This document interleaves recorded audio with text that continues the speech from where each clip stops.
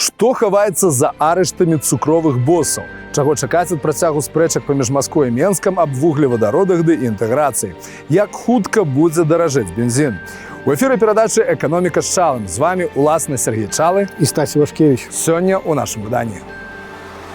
Если это называть успехом модернизации, то мне тогда не очень понятно, что ж такое провал модернизации. Является ли коррупция непредвиденным результатом необдуманной модернизации, или необдуманная модернизация является необходимым условием для существования коррупции?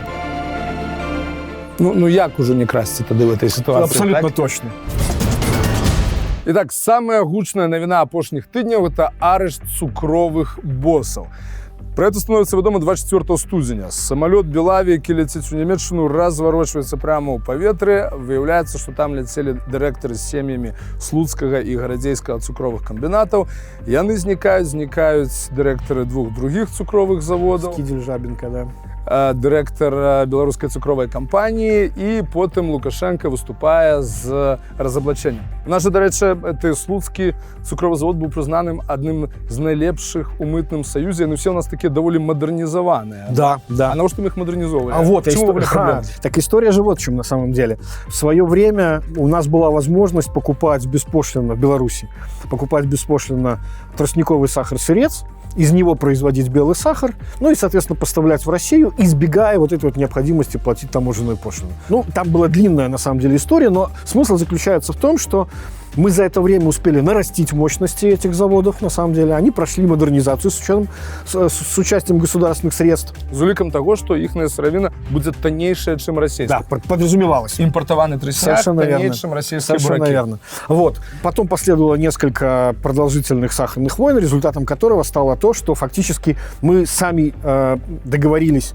взять на себя ограничения, поставлять столько, что как бы Россия поняла, ну, значит, наверное, все-таки это вы все производите, исходя из собственного сырья. Причем, да, не с тростника, а с бурака, який у нас уже аккурат дорожейший, чем в России. В итоге, что произошло? Вы, значит, имеете уже практически, да, это же, кстати, очень известная схема, когда государство приходит к частным заводам, говорит, мы давайте поможем вам с модернизацией, нарастим объемы, будет выше прибыльность и так далее. Только есть одна такая маленькая зацепочка. Те деньги, которые мы вам дадим на модернизацию, вы их учтите, пожалуйста, как наш вклад в уставной капитал этого предприятия. В итоге все они стали государственным. Слуцкий в том числе тоже 51% акций принадлежит государству. Я думаю, это было предложение, от которого сложно было отказаться. Смотрите, предприятия убыточные, они действительно убыточны все, кроме, нет данных за 2019 год, но за 2018 все три были убыточными, кроме только Слуцкого. Небольшая прибыль у него была. То бишь, что происходит? Результатом модернизации становится то, что ваши заводы производят больше, чем внутреннее потребление. На российском рынке тоже существует профицит. Сырье там дешевле, сахар там дешевле. Что приходится делать? Для того, чтобы эти предприятия хоть как-то жили, им нужна постоянная господдержка. Они несколько лет ее получают. Для них специальным решением на 15% дешевле делают сырье, дешевле делают газ, значит, которым они работают.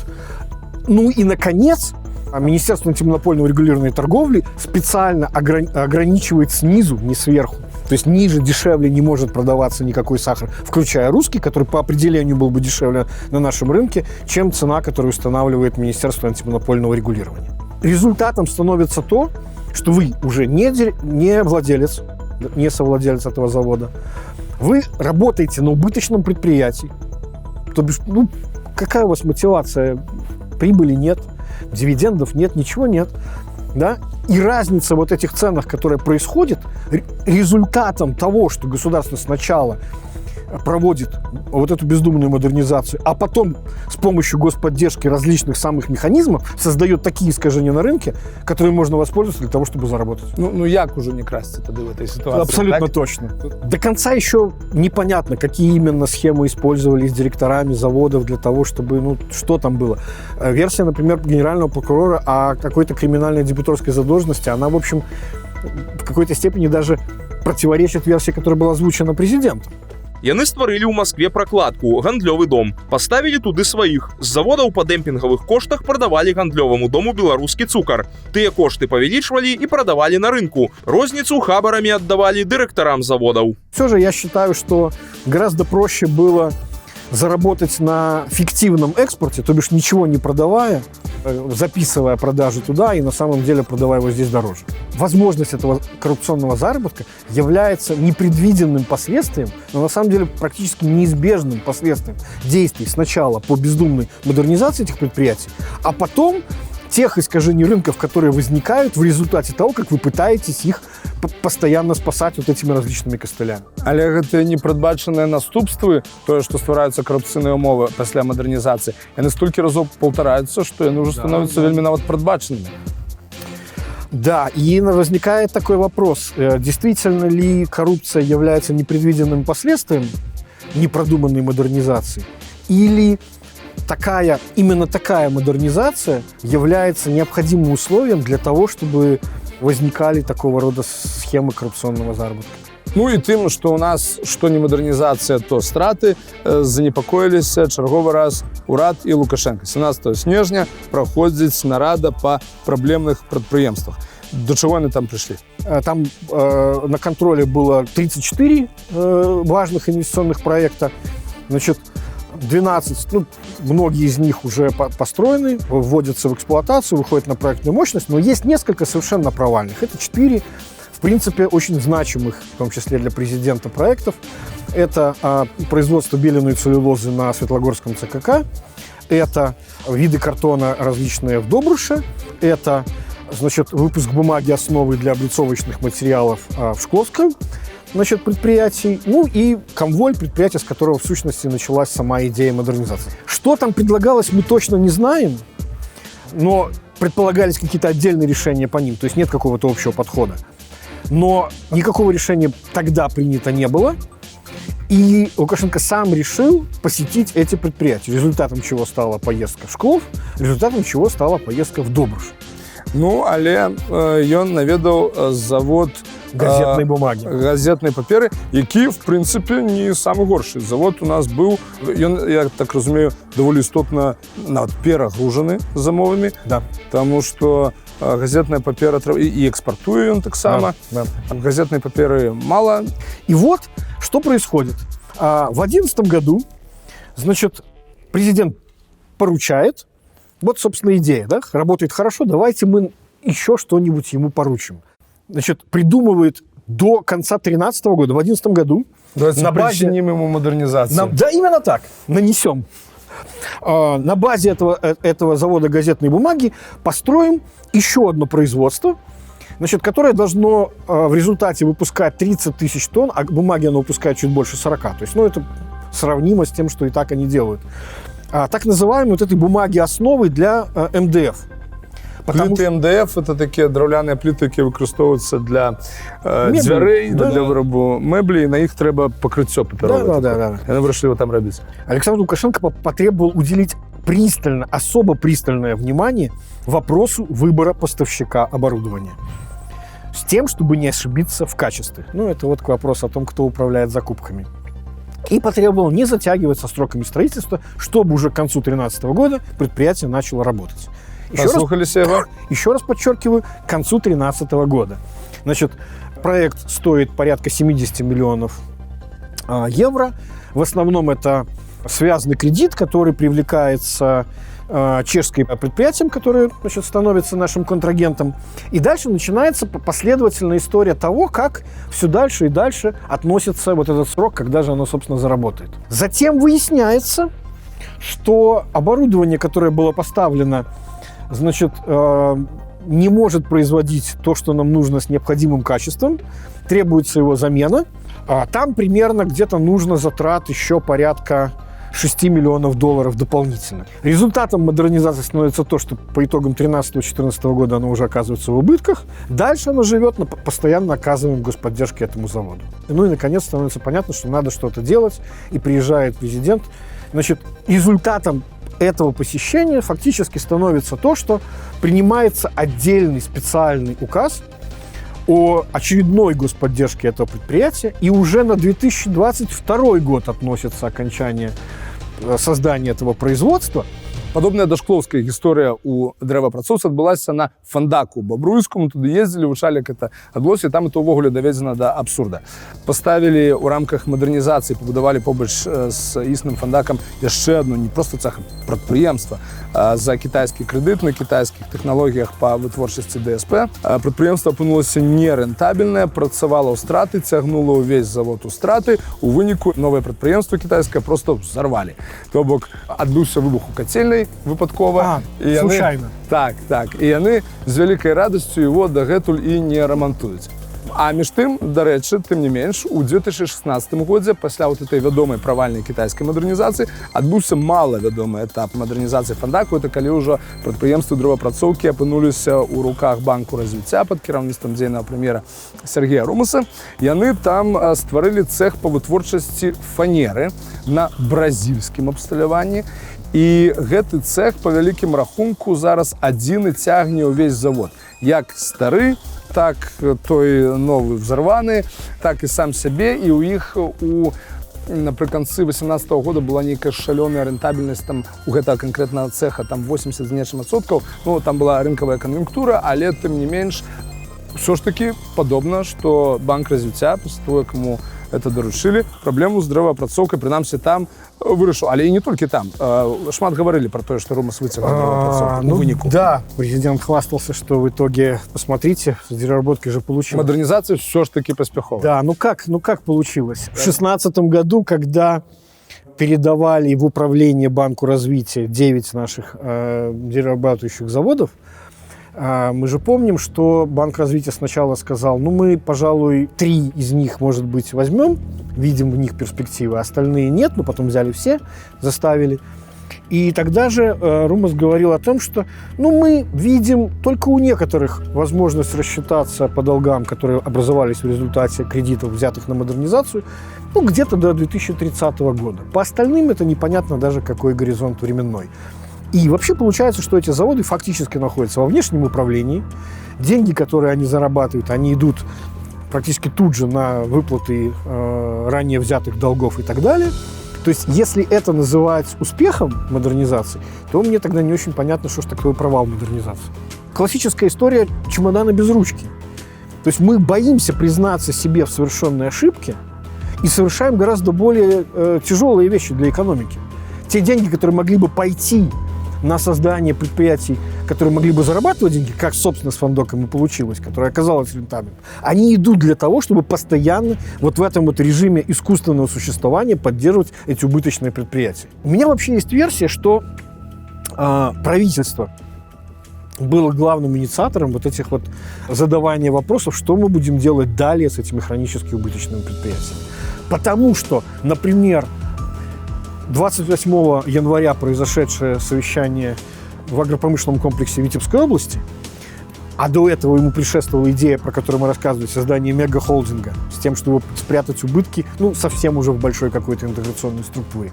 Страты агропромышленного сектора. Конечно. И там было произнесено, что 3 миллиарда белорусских рублей, агропромышленный комплекс области накопил. Что с этим делать? Так вот, можно перечислять несколько вариантов, которые были предложены. Либо, как говорит президент, оставляйте долги в колхозах, мы их отсрочим. Мы это уже делали многократно, мы понимаем, что это не решение. Или передадим долги головному предприятию, собственно, тот вариант, который предлагался.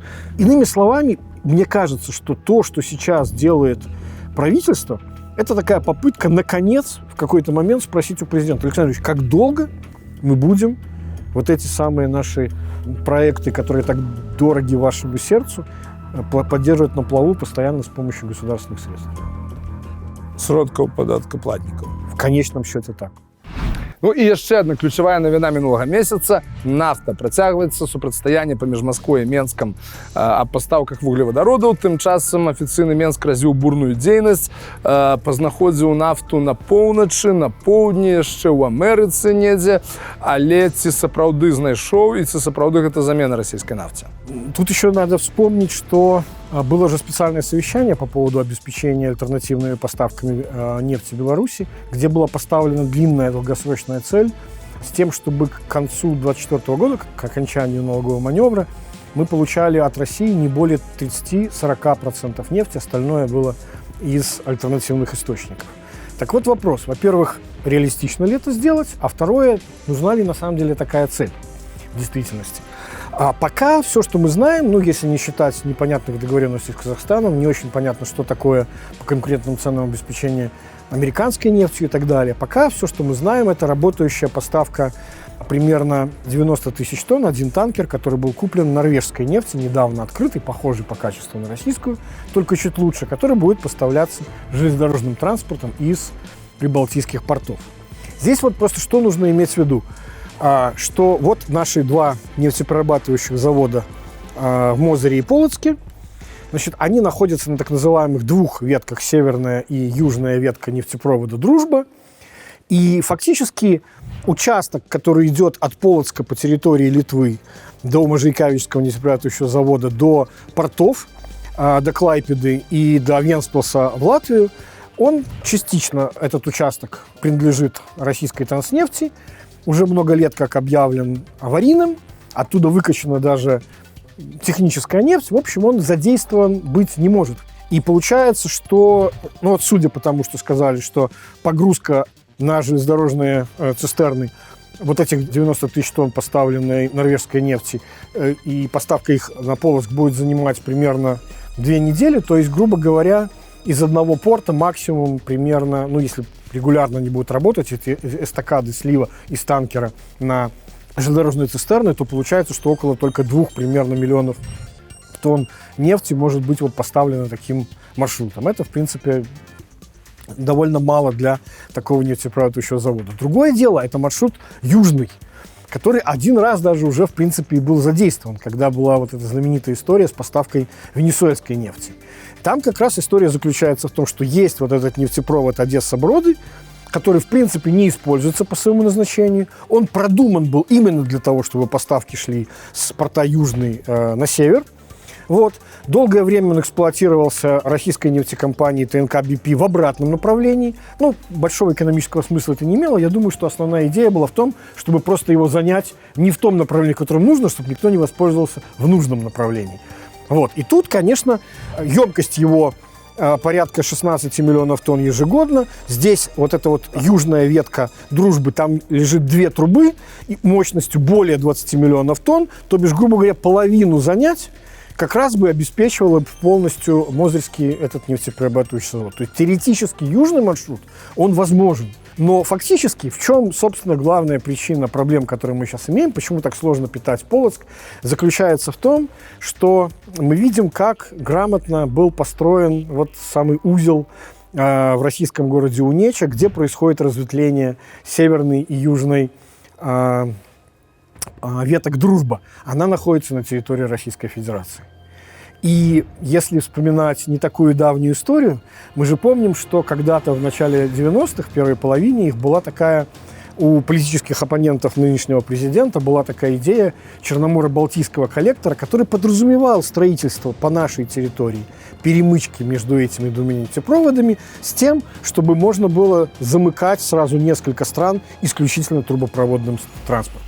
Ідэя яго была таксама ў тым, што калі будзе такі скрозны шлях для альтэрнатыўнай нафты, так, то, в принципе, и российская нафта тады хутчэй за ўсё будзе поступать без проблем. Калі будзе конкуренция... Да, фактически об этом речь идет. Я, честно говоря, не сильно уверен в том, что нам действительно необходимо так уж сильно сокращать закупки нефти в России. Главное, что нам на самом деле нужно, это то, чтобы у России не было ни желания, ни козырей устраивать ежегодно с нами вот эти вот нефтяные споры. Але пакуль пры існых умовах выглядае, што Расія нас усё ж дацісне, бо сапраўднае вырашэнне канфлікту паміж Масквой і Менскам у справе нафты адбываецца не на перамовах у Расіі, ці Амерыцы, ці ў Нур-Султане, а ў менскіх кабінетах, дзе адбываецца супрацьстаянне паміж урадам, што прапануе Лукашэнку рэформы, якія дазволяць забяспечыць Беларусі энергетычную незалежнасць, і, уласна, Лукашэнкам, які спрабуе па-ранейшаму фармальна уяўна манеўраваць паміж Расіяй і Захадам, але поле для этого маневру все меньше и меньше звужается у маленький пятачок.